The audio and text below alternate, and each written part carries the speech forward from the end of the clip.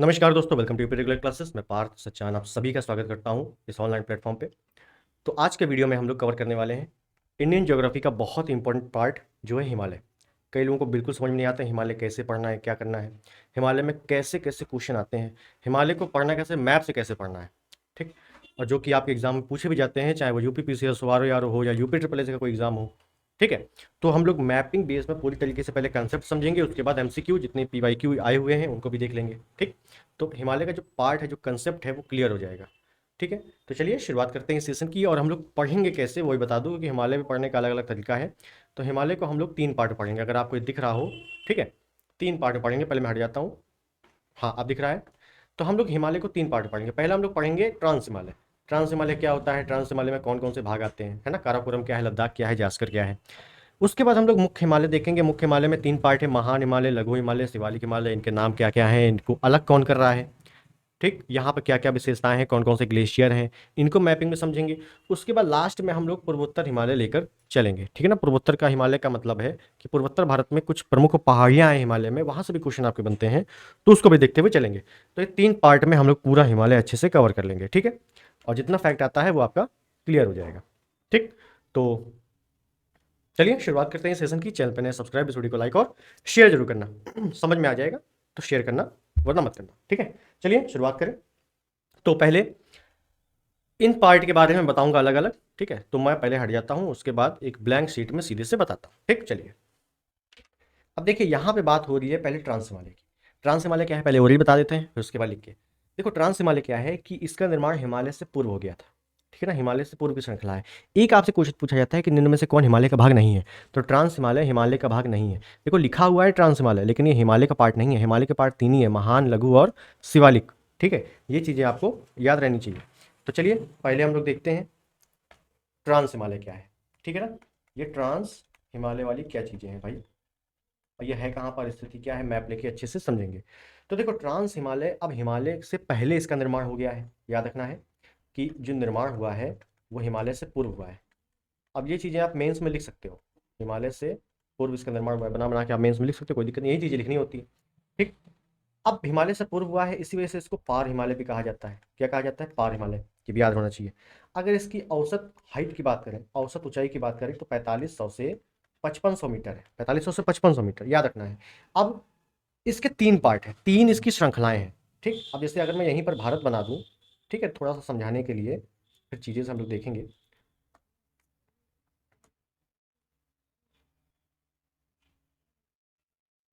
ये मान लो ऐसे ये भारत बन गया है। ठीक है। तो देखो ये आपका, जैसे यहाँ मैंने बताया ट्रांस हिमालय में 3 पार्ट है। एक आपका काराकोरम है, काराकोरम, एक है लद्दाख श्रेणी है, और एक है जास्कर। हुआ क्या है, ये है आपकी काराकोरम। बिल्कुल ऊपर जाएंगे तो ये है आपकी काराकोरम, उसके बाद ये है लद्दाख, उसके बाद ये है जास्कर, उसके बाद आपका आता है महान हिमालय, उसके बाद आता है मध्य हिमालय, और उसके बाद आता है शिवालिक। बस यही है हिमालय। तो हम लोग ट्रांस हिमालय ये वाला पार्ट पढ़ लेंगे, और उसके बाद हिमालय में ये तीनों पार्ट पढ़ लेंगे, और उसके बाद इन्हीं तीनों श्रृंखलाएं जो यहाँ चली गई हैं, तो इसी को पूर्वोत्तर बोल देते हैं। बस काम खत्म, इसी को पूर्वोत्तर हिमालय बोल दिया। ठीक है। चलिए तो हम लोग देख रहे थे, क्या देख रहे थे, हिमालय, ट्रांस हिमालय। तो इसको पहले मिटा दूं, उसके बाद चीज़ें समझ में आएंगी। देखो इसके 3 पार्ट, काराकोरम, लद्दाख, जास्कर। ठीक है। अब ये तीनों पार्ट है कहाँ पे, इन तीन की विशेषताएं क्या हैं, कौन कौन से ऊंची पहाड़ियां हैं, यही आपसे फैक्ट बार बार पूछा जाता है।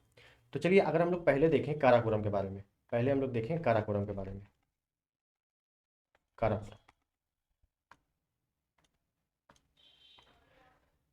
तो देखो इसको पहले जो है कृष्णागिरी के नाम से जाना जाता था। कृष्णागिरी, इसका नाम क्या है पहले, कृष्णागिरी। गिरी मतलब पर्वत, कृष्ण नाम था, कृष्णागिरी पर्वत के नाम से जानते थे, कहते थे। इसकी अगर बोलते सबसे ऊंची चोटी, सबसे ऊंची चोटी कौन सी है, तो आपकी है केटू या गाडविन आस्टिन।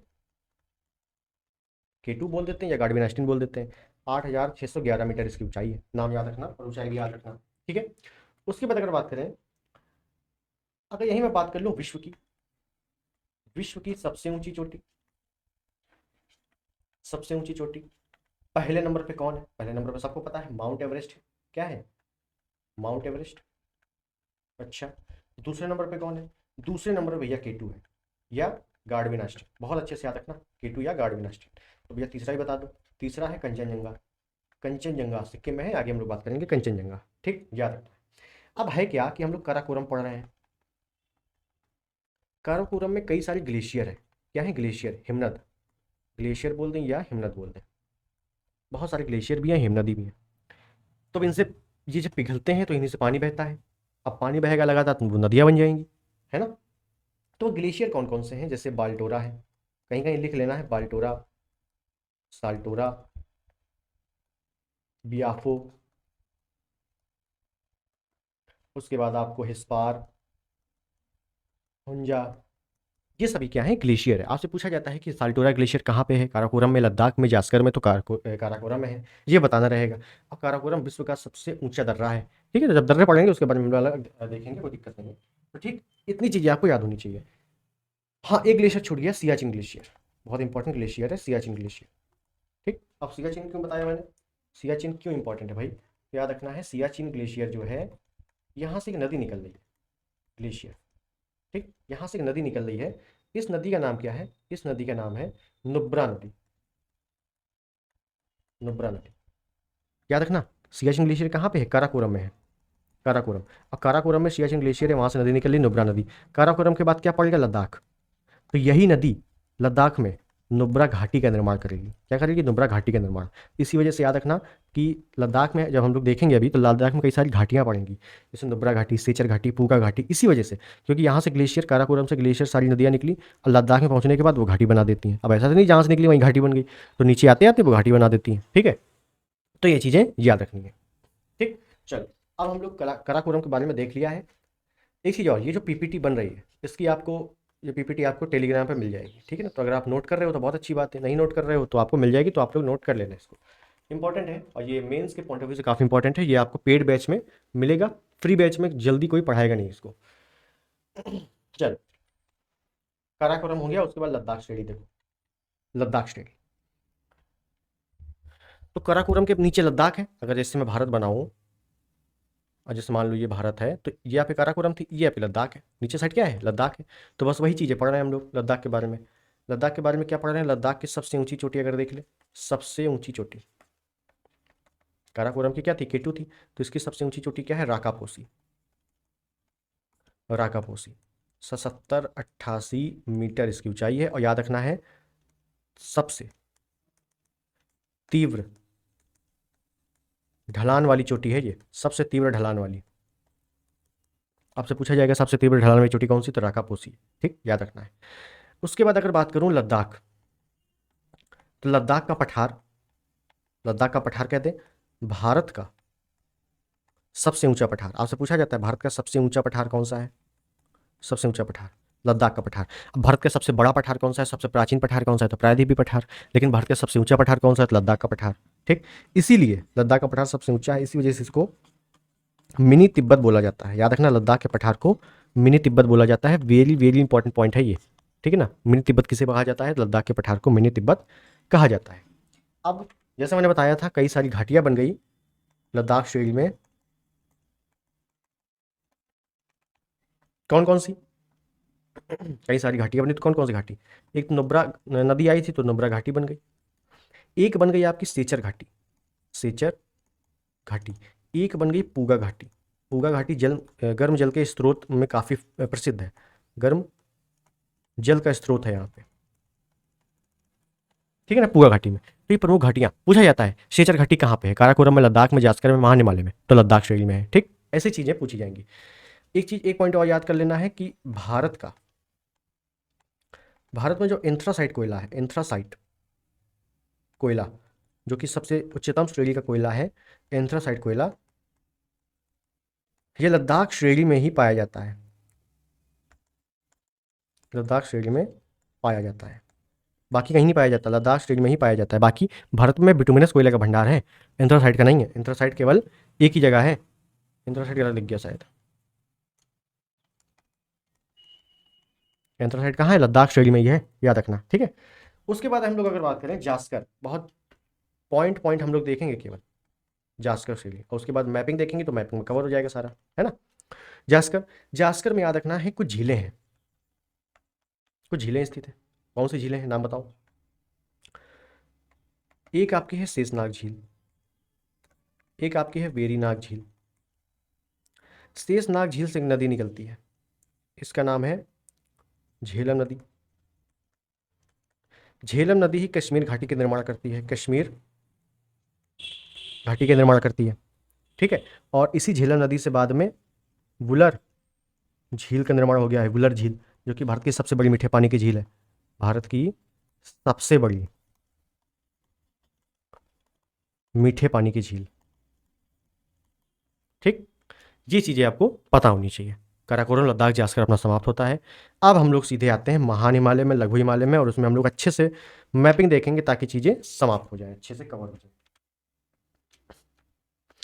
मैंने बताया एक होता है महान हिमालय, छोड़ो महान हिमालय छोड़ो, सबसे पहले हिमालय देख लेते हैं क्या है, ठीक। अभी हम लोगों ने क्या देखा, अभी हम लोगों ने देखा हिमालय की पहले की स्थिति क्या थी। ट्रांस हिमालय हिमालय का भाग थोड़ी ना है, ये पहले की स्थिति थी। तीनों हम लोगों ने कवर कर दिया, जितने फैक्ट बन सकते थे कवर कर दिया। अब हिमालय क्या है, हिमालय के बारे में कुछ पॉइंट हम लोग कायदे से जानेंगे। तो हिमालय बाद बना है, तो याद रखना हिमालय को नवीन वलित पर्वत कहा जाता है, वलित पर्वत, फोल्डिंग माउंटेन, ठीक, फोल्डिंग माउंटेन कहा जाता है इसको, याद रखना है, नवीन वलित पर्वत। इसका निर्माण कैसे हुआ है, अगर निर्माण की बात कर दें तो याद रखना है यूरेशियन प्लस इंडियन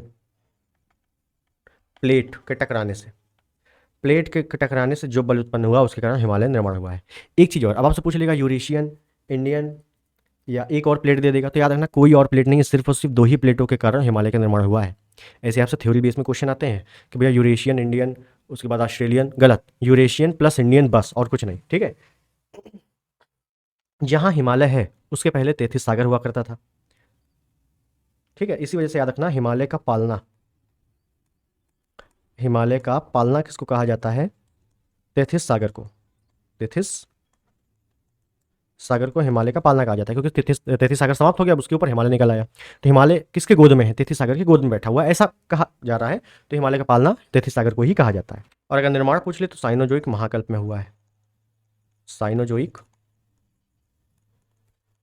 महाकल्प काल में इसका निर्माण हुआ है, ठीक है। ये भी पॉइंट याद रख लेना। उसके बाद अगर एक पॉइंट बनाऊं मैं, तो पॉइंट ना बना के थोड़ा सा समझा देता हूं, है ना। मान लो ये हिमालय है, मान लो ये हिमालय है, ठीक। इसके तीन पार्ट हैं, तो याद रखना है जो भीतरी पार्ट है, सबसे ऊपर वाला पार्ट हो गया एक, तो ये वाला पार्ट हिमालय का, ये वाला पार्ट हो गया एक। ध्यान देना, ये मैं किसकी बात कर रहा हूँ, हिमालय की बात कर रहा हूँ। ये हो गया सबसे ऊपरी पार्ट हिमालय का। एक अगर बात कर लें तो बीच वाला पार्ट है हिमालय का। एक अगर बात कर लें तो अंदर वाला पार्ट है, सबसे भीतरी भाग। तो याद रखना आपसे निर्माण पूछा जाता है, तो याद रखना है जो ऊपरी वाली भाग है, ऊपरी वाला भाग है, इसका निर्माण कैसे हुआ है, अवसादी चट्टानों से। कैसे, अवसादी चट्टान से। जो मध्यवर्ती भाग है, जो बीच का भाग है, इसका निर्माण कायांतरित या रूपांतरित, रूपांतरित चट्टान से। और जो सबसे अंदर वाला भाग है बच्चा, कौन सी चट्टान, आग्नेय चट्टान। अब ये चट्टानें क्या होती है, इसके अलग सा वीडियो आएगा तो उसके बारे में चीज़ें समझ जाना। ये कभी केवल याद रखो कि निर्माण कैसे हुआ है। आपसे पूछ सकता है कि अच्छे क्वेश्चन अगर आएंगे तो आपसे पूछेगा हिमालय का आंतरिक भाग का निर्माण निम्न में से किस चट्टान से हुआ है, तो आग्नेय चट्टानों से, मध्यवर्ती रूपांतरित और बाहरी अवसादी, ठीक। चलिए ये चीज़ें हो गई हिमालय के बारे में, ठीक है। अब एक पॉइंट अगर मैं लिखूं हिमालय के बारे में, तो हमें पता है कि सबसे ऊंची पर्वत श्रृंखला हिमालय जो है विश्व की सबसे ऊंची पर्वत श्रृंखला है, विश्व की सबसे ऊंची पर्वत श्रृंखला है। तो भाई साहब ये बताओ सबसे ऊंची ये है, तो वो इंडीज रॉकी सुने थे, वो क्या है, तो याद रखना उसको भी अच्छे से। विश्व की सबसे लंबी पर्वत श्रृंखला जब पूछेगा, विश्व की सबसे लंबी पर्वत श्रृंखला, लंबाई में सबसे लंबी पर्वत श्रृंखला जब पूछेगा तो क्या करेंगे हम लोग, तो यहां पे कुछ पॉइंट लिख लो। जैसे पहले नंबर की सबसे लंबी है वो आपकी है इंडीज, इंडीज पर्वत सबसे लंबी है, कहाँ पे है, दक्षिण अमेरिका में है। दूसरे नंबर की कौन सी है? रॉकीज पर्वत है। ये कहाँ पे है? ये उत्तरी अमेरिका में है। तीसरे नंबर की सबसे लंबी कौन सी है? हिमालय। तो हिमालय का पार्ट लंबाई की दृष्टि में तीसरे नंबर पे है, याद रखना। ये कहाँ पे है? तो एशिया में है। और चौथे नंबर की अगर बात कर लें तो ये है आपकी ग्रेट डिवाइडिंग रेंज।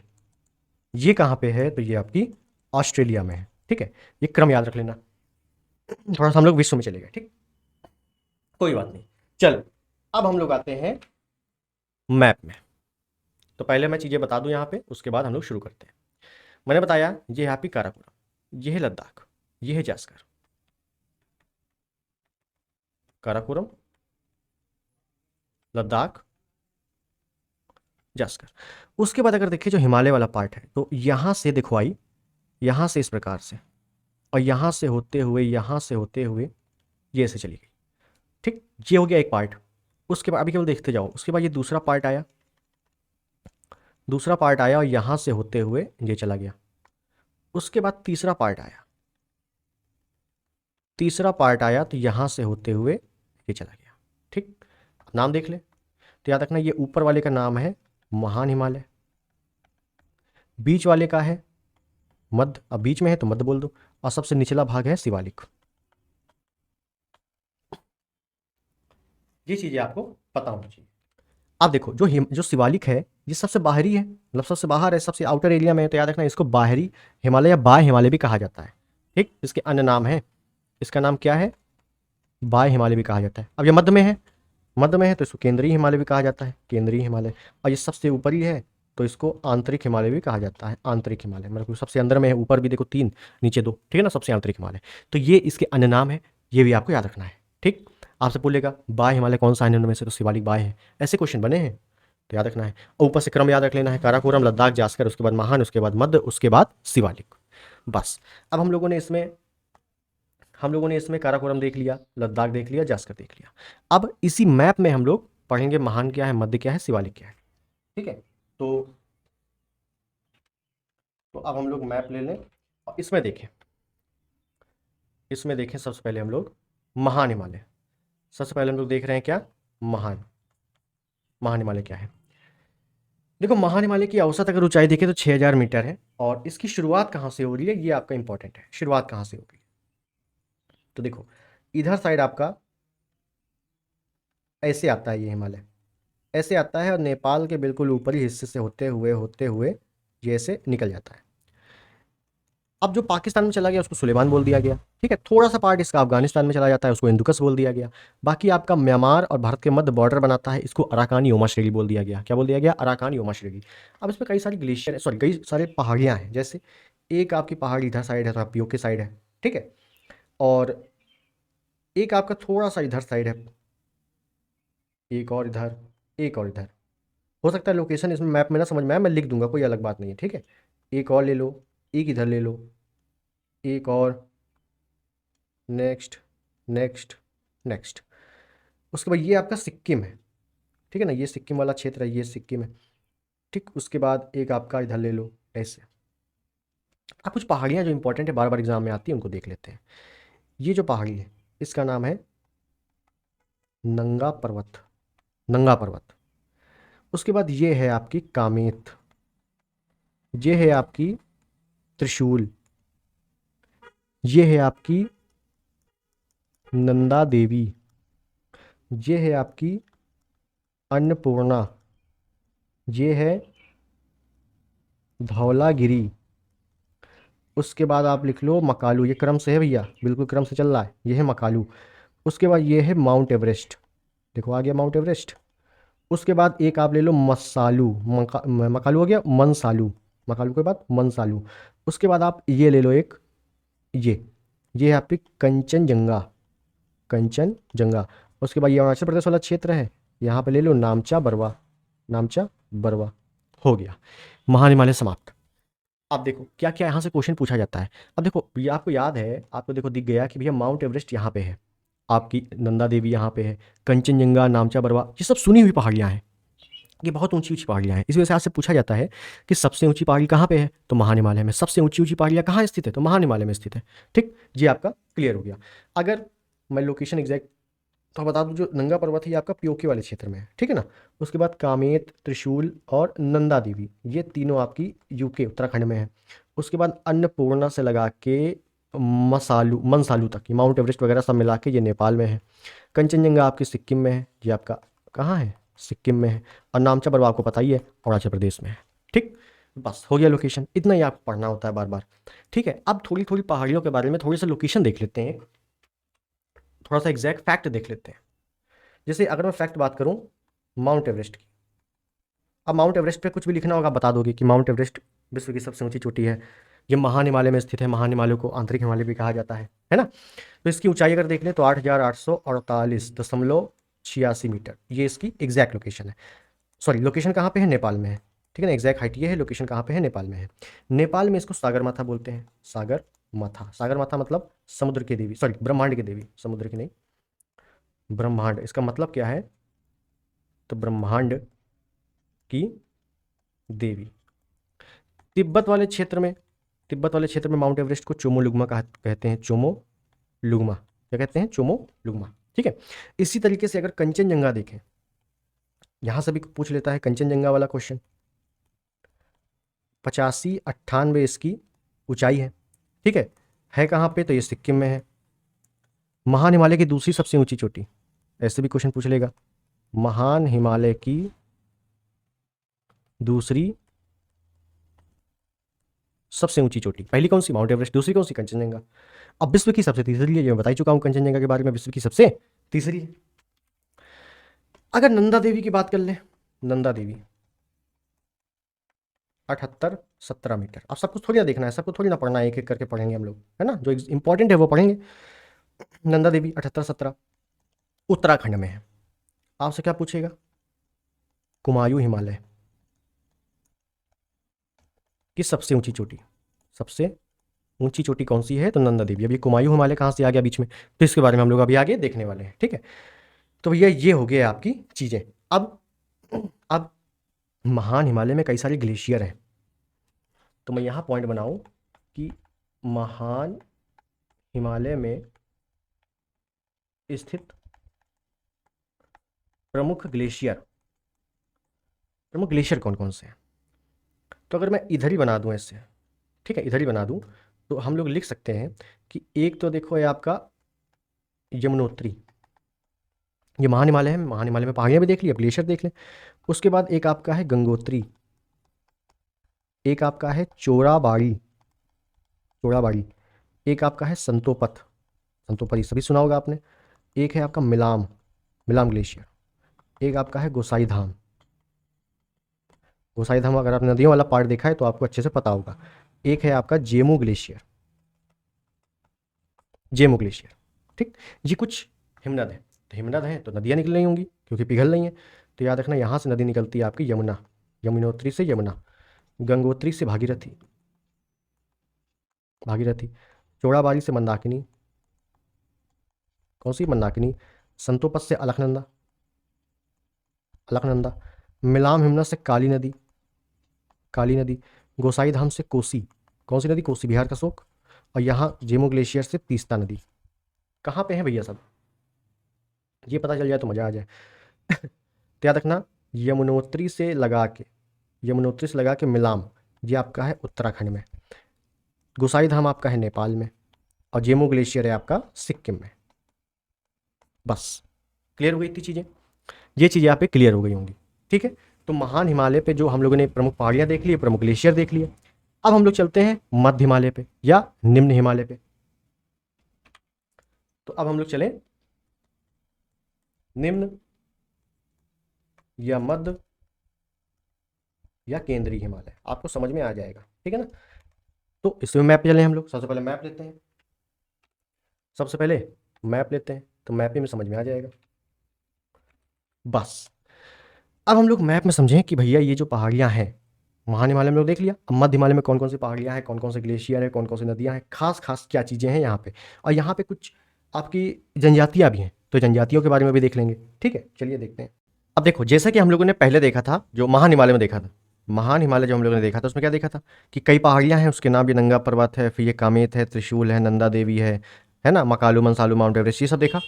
उसके बाद हम लोग जब मध्य हिमालय में या निम्न हिमालय में या केंद्रीय हिमालय में आएंगे, तो क्या हो रहा है कि यहाँ पर पहाड़ियाँ निरंतर नहीं है, थोड़े टुकड़े टुकड़े में है। जैसे एक पहाड़ी मान लो इधर साइड है, ठीक, एक पहाड़ी आपकी इधर है थोड़ा सा ऐसे, एक पहाड़ी आपकी इधर साइड है, एक पहाड़ी इधर साइड है, लंबी है, ठीक है ना। इस टाइप की पहाड़ियाँ कटी हुई हैं। इनके नाम क्या है, नाम की अगर बात करूँ तो जैसे ये वाली है, इसको कहते हैं पीर पंजार, पीर पंजार श्रेणी, ठीक है। उसके बाद ये वाली जो है दूसरी, उसको कहते हैं धौलाधार। महान हिमालय में हम लोगों ने धौलागिरी पढ़ा था, उसके नीचे मध्य हिमालय जब आएंगे तो धौलाधार है, ठीक। उसके बाद एक नाग टिब्बा, नाग टिब्बा, और उसके बाद है महाभारत, महाभारत की पहाड़ियाँ। पीर पंजार की पहाड़ी आपके जम्मू कश्मीर में है, धौलाधार आपकी हिमाचल प्रदेश में है, नाग टिब्बा आपकी उत्तराखंड में है, ठीक, और महाभारत आपकी नेपाल में है। कई बार आ जाता है महाभारत की पहाड़ियाँ कहाँ पर स्थित हैं, तो महाभारत को रिलेट कर देते हैं भारत से, भारत में स्थित है तो भारत में नहीं है, ये नेपाल में है, ठीक है ना। ये पॉइंट अच्छे से याद करना है, इंपॉर्टेंट है। उसके बाद अगर बात करूँ, उसके बाद अगर बात कर लूँ, जो पीर पंजार सीढ़ी है यहीं पर कश्मीर घाटी का निर्माण है। कश्मीर घाटी के पूछा जाता है कश्मीर घाटी कहाँ पे स्थित है, तो पीर पंजार श्रेणी में स्थित है, ठीक। और जो उत्तराखंड है आपका, यहीं पर आपकी मसूरी घाटी है। क्या घाटी है, मसूरी घाटी। ये जो धौलाधार है यहीं पर आपकी कुल्लू घाटी है, कुल्लू घाटी या एक कांगड़ा घाटी है, कांगड़ा, कांगड़ा घाटी। कांगड़ा की चाय को जीआई टैग मिला था, तो यही पे चाय स्थित है, कांगड़ा घाटी, यहीं पे उगाई जाती है वो, ठीक है। ये चीज़ें आपको पता होनी चाहिए। उसके बाद अगर बात करूँ, उसके बाद अगर बात करूँ तो कश्मीर घाटी जो है, कश्मीर घाटी, ये पॉइंट इंपॉर्टेंट पॉइंट है, ठीक है ना। कश्मीर घाटी में चिकनी मिट्टी पाई जाती है, चिकनी हिमानीकृत चिकनी मिट्टी है, चिकनी मिट्टी। तो ये मिट्टी कैसी है, इस मिट्टी को कहते हैं करेवा मिट्टी, करेवा मिट्टी, ये याद करना है, ठीक है ना। जम्मू कश्मीर क्षेत्र में करेवा मिट्टी है, और करेवा मिट्टी की खासियत यह है कि इसमें केसर का उत्पादन होता है, केसर का उत्पादन, ठीक, याद करना ये। उसके बाद अगर बात करें कि मध्य हिमालय में कुछ घास के मैदानी भाग हैं, मध्य हिमालय में घास मैदान, तो घास मैदान एक तो जम्मू कश्मीर वाले क्षेत्र में है, और एक आपके हिमाचल प्रदेश और उत्तराखंड वाले क्षेत्र में है, हिमाचल प्रदेश और उत्तराखंड वाले क्षेत्र में है, ठीक। तो ये आपको पता होना चाहिए। अब इनके नाम क्या क्या हैं ये भी पता होने चाहिए। तो जैसे अगर जम्मू कश्मीर की बात करें तो गुलमर्ग, गुलमर्ग या सोनमर्ग, ये आपसे गुलमर्ग सोनमर्ग घास का मैदान है, यहाँ से पूछा जाता है गुलमर्ग सोनमर्ग घास का मैदान कहाँ है। ऑप्शन देगा जम्मू कश्मीर, हिमाचल प्रदेश, उत्तराखंड या नेपाल, तो याद रखना जम्मू कश्मीर में। हिमाचल प्रदेश उत्तराखंड में याद रखना है बुग्याल, या इसी को प्यार भी बोला जाता है, बुग्याल या प्यार, ठीक है। और यहीं पर अगर बात करूं, ऋतु प्रवास करने वाली जनजाति पाई जाती है। कौन सी जनजाति, जम्मू कश्मीर में एक है गुज्जर, गुज्जर पाई जाती है, और एक बक्करवाल, बक्करवाल। ये सब मेंस का सिलेबस है, समझ लो। अगर आप प्रीलिम्स दे रहे हो तो उसमें तो काम आएगा ही, लेकिन मेंस में भी आपको फैक्ट लिखने के लिए या जो भी पॉइंट लिखने के लिए मैटर आपको मिल जाएगा काफ़ी ज़्यादा। हिमाचल प्रदेश में अगर बात करें ऋतु प्रवास करने वाली जनजाति, ऋतु प्रवास का क्या मतलब होता है कि मौसम बदलने के साथ ये अपनी स्थिति बदल लेते हैं, ठीक। तो हिमाचल प्रदेश की अगर बात करें तो यहाँ पर एक जनजाति पाई जाती है, बड़ी प्रसिद्ध है, बद्दी। और उत्तराखंड में बात करें तो यहाँ पाई जाती है भोटिया, भोटिया नाम सुना होगा, भोटिया, ठीक। बस इतनी चीज़ें आपको पता होनी चाहिए, ठीक है। उसके बाद अगर हम लोग हिल स्टेशन की बात करें, थोड़े बहुत हिल स्टेशन देख लेते हैं, वरना यहाँ से क्वेश्चन आते नहीं है, लेकिन आपको थोड़ा सा मैटर आपको मिल जाएगा, ठीक है ना। तो आप लोग नोट कर लेना इसको। हिल स्टेशन की बात करें तो पहले हम लोग देख लेंगे जम्मू कश्मीर के प्रमुख हिल स्टेशन कौन से हैं, हिमाचल प्रदेश से कौन से हैं, उत्तराखंड के कौन से हैं, और एक थोड़ा सा पश्चिम बंगाल चले जाएंगे हम लोग, पश्चिम बंगाल के कौन से हैं, ठीक है ना। और फिर दक्षिण भारत में हम लोग अलग देखेंगे हिल स्टेशन, ऐसा थोड़ी ना यहीं पर हिल स्टेशन है, दक्षिण भारत में भी है। तो अगर मैं जम्मू कश्मीर की बात करूँ तो एक तो श्रीनगर है, सबको पता होगा। जो नहीं पता होगा वो चीज़ें बताऊँ ना, एक गुलमर्ग, सोनमर्ग, गुलमर्ग सोनमर्ग घास का मैदान भी है, हिल स्टेशन भी इन्हीं नाम से। पटनी टॉप, पटनी टॉप कहाँ पे है, जम्मू कश्मीर में है। हिमाचल प्रदेश की बात करें तो शिमला सबको पता है, शिमला। कुल्लू, कुल्लू मनाली सबको पता है। डलहौजी कई बार आ चुका है, डलहौजी हिल स्टेशन कहाँ पे है, हिमाचल प्रदेश में। और एक है, याद कर लेना, कसौल। क्या कर लोगे, कसौल। उत्तराखंड की बात करेंगे तो एक तो यह मसूरी है, एक है चकराता, अगर आपने सुना हो चकराता एक, ठीक है। एक है लैंसडाउन, लैंसडाउन है। नैनीताल, रानीखेत, और देहरादून, देहरादून तो पता ही होगा। पश्चिम बंगाल में दार्जिलिंग, दार्जिलिंग कहाँ है? पश्चिम बंगाल में। ठीक है, तो ये कुछ हिल स्टेशन है प्रमुख जो आपसे पूछ लेता है। कांगड़ा घाटी हिमाचल प्रदेश में है, याद रखना कांगड़ा घाटी। यहाँ पे क्या है हिमाचल प्रदेश में? कांगड़ा घाटी है जो चाय के लिए फेमस है। कांगड़ा घाटी किसके लिए फेमस है? चाय के लिए। ठीक, तो ये चीज़ें आपको पता होनी चाहिए और हिल स्टेशन इंपॉर्टेंट है, इतना ही इंपॉर्टेंट है। उसके बाद हम लोग बात कर लें जो हम लोग का अंतिम बचा हुआ है, अंतिम बिल्कुल लास्ट। कौन सा लास्ट है? बाह्य हिमालय, जिसको शिवालिक हिमालय भी कहा जाता है, शिवालिक। तो कुल मिला के हम लोगों ने काराकोरम, लद्दाख, जास्कर, महान हिमालय, लघु हिमालय देख लिया। अब बारी है बाह्य हिमालय की। तो बाह्य हिमालय अगर मैं बोलूँ तो हिमालय की, याद करना है कि हिमालय की सबसे सबसे बाहरी श्रृंखला है ये। सबसे, एक मिनट रुकिएगा, सबसे बाहरी श्रृंखला है, ये पॉइंट आप लिख सकते हैं। ठीक, अब जो बाह्य हिमालय, शिवालिक हिमालय है, इसको कई जगह अलग अलग नामों से जाना जाता है। जैसे जैसे अगर बात कर लूँ नाम, अगर मैं नाम की बात करूँ शिवालिक की, तो जम्मू कश्मीर में अगर बात करें कुछ और नाम है ना। हिमाचल प्रदेश, उत्तराखंड में कुछ और नाम है। नेपाल में कुछ और बोला जाता है, और अरुणाचल प्रदेश वाले क्षेत्र में कुछ और बोला जाता है। तो ये हमें पता होना चाहिए क्या क्या बोला जाता है। अगर जम्मू कश्मीर की बात करें तो यहाँ जम्मू पहाड़ियाँ बोला जाता है। आपने सुना होगा जम्मू कश्मीर में जम्मू पहाड़ियाँ हैं, तो भैया जम्मू पहाड़ी वो शिवालिक ही हैं। ठीक है, पर नाम अलग अलग है। हिमाचल प्रदेश, उत्तराखंड में इनको शिवालिक ही बोला जाता है। ठीक है ना, शिवालिक ही बोला जाता है। नेपाल में उसको चूरिया मुरिया बोला जाता है, बहुत इंपॉर्टेंट है, चूरिया मुरिया। चूरिया मुरिया की पहाड़ियाँ पूछा जाता है कहाँ पे स्थित है, तो नेपाल में स्थित है। ठीक है ना। अरुणाचल प्रदेश में कई नाम हैं, यहाँ की जनजातियों के नाम पर इनके नाम रखे गए हैं। डाफला, मीरी, अभोर, मिसमी। अभी पूर्वोत्तर भारत हम लोग देखेंगे, पूर्वोत्तर हिमालय, तो उसमें डिटेलिंग बता दूंगा। ठीक है, तो ये चीज़ें आपको पता होनी चाहिए। और हम लोगों का जो स्ट्रक्चर बना था, एक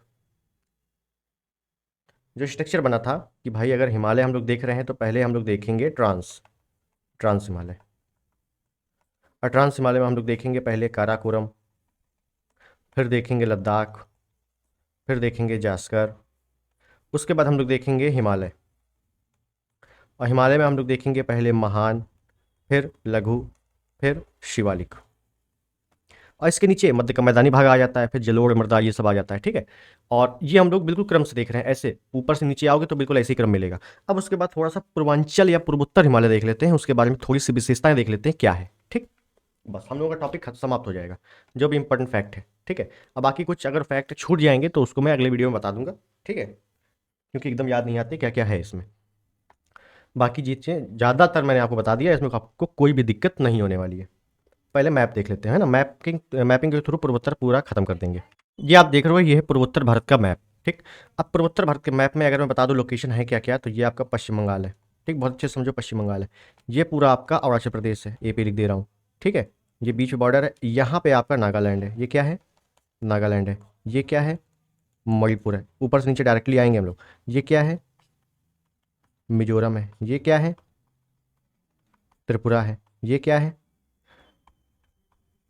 मेघालय। और ये वाला पार्ट क्या है? तो ये है असम। ठीक है ना, असम बड़ा है, काफ़ी ज़्यादा क्षेत्र में फैला हुआ है। ठीक, तो ये आपको कंप्लीट हो गई चीज़ें। अब देखना है इसमें है क्या क्या। तो देखो पहाड़ियाँ डायरेक्ट में लिख रहा हूँ, ठीक है ना, डायरेक्ट। अब यहाँ से आपकी शिवालिक आई तो यहाँ पे आ गई, यहाँ पे आपकी शिवालिक पहाड़ियाँ आ गई, ये ऐसे। ठीक, उसके बाद कुछ पहाड़ियाँ इधर आ गई, ये है आपका मेघालय, तो मेघालय वाले क्षेत्र में आ गई ये। उसके बाद कुछ पहाड़ियाँ अलग अलग हैं, जैसे मिजोरम में है, मणिपुर में है, खासकर नागालैंड में है, ये सब पहाड़ियाँ हैं। बस हो गया, इतना ही पढ़ना है अपने को। आप पहाड़ियों के मैं नाम लिख देता हूँ, तब चीज़ें समझ में आ जाएगी। जैसे शिवालिक मैंने बताया था, अरुणाचल प्रदेश में क्या नाम है? डाफला, मीरी, अभोर, मिसमी, पटकाई। पटकाई की पहाड़ियाँ अरुणाचल प्रदेश वाले क्षेत्र में है। ठीक, काफ़ी नीचे तक फैली हुई है। अगर मैं यहाँ बात कर लूँ मेघालय वाले क्षेत्र में, तो आपको ये पता है ये क्या है? गारो, खासी, जयंतियाँ, मिकिर, रेंगमा, बरेल। बरेल नाम है। ठीक, उसके बाद अगर मिजोरम में देखेंगे तो मिजो पहाड़ी है। इस पहाड़ी का नाम क्या है? मिजो पहाड़ी। मणिपुर में है तो इसका नाम है लेमाटोल। लेमाटोल आपसे वन लाइनर या मिलान वाले क्षेत्र में बहुत पूछा जाता है कि लेमाटोल पहाड़ी मिलान करो, तो मणिपुर में है, याद रखना है। नागालैंड में है माउंट सारामती। सारामती बहुत आया है, सारामती कहाँ पे स्थित है? तो नागालैंड में स्थित है। बस इतना ही पढ़ना है, ठीक है। यही है पूर्वोत्तर हिमालय पूरा। और फिर आपको बाकी पता ही है खासी पहाड़ियों पर क्या है ना। उसके बाद मैं बता देता हूँ, कोई दिक्कत नहीं है ऐसे। आपने सुना होगा शिलांग का पठार, शिलांग का पठार, ठीक है। तो शिलांग का पठार है कहाँ पे? तो याद करना है गारो, खासी, जैंतिया, मिकिर, रिंगमा, बरेल। बस कोई दिक्कत नहीं, बरेल नहीं जाएंगे। ये चार को मिला दिया जाए, ये चार पहाड़ी को मिला दिया जाए तो ये बनता है भैया शिलांग का पठार, शिलांग का पठार। और शिलांग का पठार की सबसे ऊंची चोटी है माउंट नोक्रेक, माउंट नोक्रेक, ये पता होना चाहिए। उसके बाद अगर बात करूं, उसके बाद अगर बात करूं कि आपको पता होगा कि खासी पहाड़ियां, गारो पहाड़ियां, है ना। तो याद करना जो खासी पहाड़ियां हैं, खासी, खासी पहाड़ी, इसी पे ही आपका चेरापूंजी है, चेरापूंजी, इसी पे ही आपका शिलांग स्थित है, ठीक है। ये दोनों चीजें पता होनी चाहिए। और जो शिलांग का पठार है, यहाँ मैंने शायद लिखा नहीं, शिलांग का पठार है, ये प्रायद्वीपीय पठार का ही भाग है। प्रायद्वीपीय पठार किससे अलग है? तो बीच में मालदा गैप है, उससे अलग है, ठीक है। कोई दिक्कत नहीं है, शिलांग का पठार याद रखना है कि प्रायद्वीपीय पठार का ही भाग है, ठीक। बस इतनी चीजें पता होनी चाहिए, ज्यादा आपने डिटेलिंग नहीं जानी, ज्यादा आता भी नहीं है। उसके बाद लास्ट पार्ट हम लोग देख लेंगे, ये आपको बुक में शायद थोड़ा बहुत कम मिले, यहाँ मैं आपको पूरा बताने की कोशिश करूंगा। क्या बताऊंगा? कि नदियों के आधार पर, नदियों के आधार पर हिमालय का विभाजन, ये पूरा आप समझ लो मेंस की क्लास है आपकी। नदियों के आधार पर हिमालय के विभाजन किसने किया? Sir Sydney Burrard, sir Sydney Burrard नाम के एक व्यक्ति थे, इन्होंने ही नदियों के आधार पर हिमालय का विभाजन किया। कैसे किया वो भी देख लीजिए भाई, देख लो। अगर ये है आपका मैप, ठीक है, इसी में मैं थोड़ा सा मोटा मोटा चीज़ें बता देता हूँ, उसके बाद हम लोग अलग लिख भी लेंगे, कोई दिक्कत नहीं है। देखो है क्या कि यहाँ से आपकी एक नदी आ रही है, यहाँ से नदी आ रही है, ऐसे निकल जाती है, कोई दिक्कत नहीं। यहाँ से एक और नदी आती है, ऐसे निकल जाती है, कोई दिक्कत नहीं। यहाँ से एक और नदी आती है, वो नीचे आ जाती है। यहाँ से एक और नदी आती है, वो भी नीचे आ जाती है। और यहाँ से एक नदी ऐसे घूम के आती है, वो भी नीचे आ जाती है। नदियों के नाम सिंधु, झेलम, काली, तीस्ता, ब्रह्मपुत्र या दिहांग। बस ये नदियां हैं। इन नदियां है क्या अब ये नदियों की? तो इन्हीं नदियों के जो बीच का क्षेत्र है, ये वाला क्षेत्र, इस इनके बीच ये, इनके बीच ये वाला, इनके बीच ये वाला, तो ये जो क्षेत्र है इन्हीं को बांट दिया गया है अलग अलग हिमालय और इन्हीं नदियों के आधार पर सर सिडनी बुराड द्वारा। तो कितना क्षेत्र हो गया? एक तो ये क्षेत्र, ये दूसरा, ये तीसरा, ये चार, चार क्षेत्र में बांटा गया है, ठीक है। अब देखो ये सिंधु है, सिंधु से सतलज वाले बीच के क्षेत्र को क्या बोला गया? फिर सतलज से काली, फिर काली से तीस्ता, फिर तीस्ता से ब्रह्मपुत्र वाले क्षेत्र को क्या बोला गया? तो इसको हम लोग अलग से लिखेंगे। देखो अगर मैं बात करूं सिंधु, सिंधु से जो सतलज, सॉरी गड़बड़ हो गया क्या, क्षमा चाहता हूँ, झेलम नहीं है, सतलज है ना। वहां झेलम नदी कहाँ पे आ गई? सतलज है, क्षमा चाहता हूँ, एक पॉइंट गलत हो गया था, कोई दिक्कत नहीं, ठीक है। तो सिंधु से सतलज वाले क्षेत्र को क्या बोला गया, ये देख लेंगे। उसके बाद हम लोग देख लेंगे जो सतलज है, सतलज से काली वाला क्षेत्र कौन सा है? काली से तीस्ता, और उसके बाद तीस्ता से ब्रह्मपुत्र, ब्रह्मपुत्र या ब्रह्मपुत्र नाम कहकर दिहांग बोल दें, क्योंकि अरुणाचल प्रदेश में ब्रह्मपुत्र को दिहांग बोला जाता है, ठीक है। इसके नाम आपसे पूछे जाते हैं, इनके बीच के जो नाम है वो क्या है? तो याद करना है, इनको बोला जाता है, इनके बीच के क्षेत्र को पंजाब हिमालय, ठीक है ना। पंजाब हिमालय आप सुनते रहते हो, तो भैया वो यही है, पंजाब हिमालय। उसके बाद इसको बोला जाता है कुमायूं हिमालय, कुमायूं हिमालय। इसको बोला जाता है नेपाल हिमालय, बिल्कुल अच्छे से याद करना है क्रम, नेपाल हिमालय। और इसको बोला जाता है असम हिमालय, असम वाले क्षेत्र में है तो बस Assam Himalaya. 560, 320, 800, 720 kilometre, kilometre, kilometre, kilometre. यही आपसे पूछा जाता है कि निम्नलिखित में से कौन सा नदियों के विभाजन के आधार पर, हिमालय का विभाजन नदियों के आधार पर जो हुआ है, सबसे लंबा कौन है? तो याद करना है नेपाल हिमालय सबसे बड़ा है, 800 किलोमीटर, ठीक है। ऐसे आपसे पूछ लेगा या क्रम लगाने को आ जाएगा, ठीक। बस ऐसे ही थोड़े से स्ट्रक्चर, थोड़ी से चीज़ें एडवांस हो जाती हैं, बाकी कुछ नहीं है, ठीक। बस इतनी चीज़ें आपको समझ में आनी चाहिए। तो हम लोगों ने काफ़ी कुछ पढ़ लिया है, हम लोगों ने काफ़ी कुछ देख लिया। इसकी पीपीटी आपको मिल जाएगी, ठीक है ना। बहुत अच्छे से हम लोगों ने मैम में देखा है और आपको कोई भी समस्या नहीं होने वाली है हिमालय वाले पोर्शन में। ठीक है, काफ़ी अच्छे से हम लोगों ने चीज़ें देख ली हैं और हिमालय से अब आपका कोई भी क्वेश्चन बाहर नहीं जाएगा। अब क्वेश्चन तो भैया एमसीक्यू तो कराओ।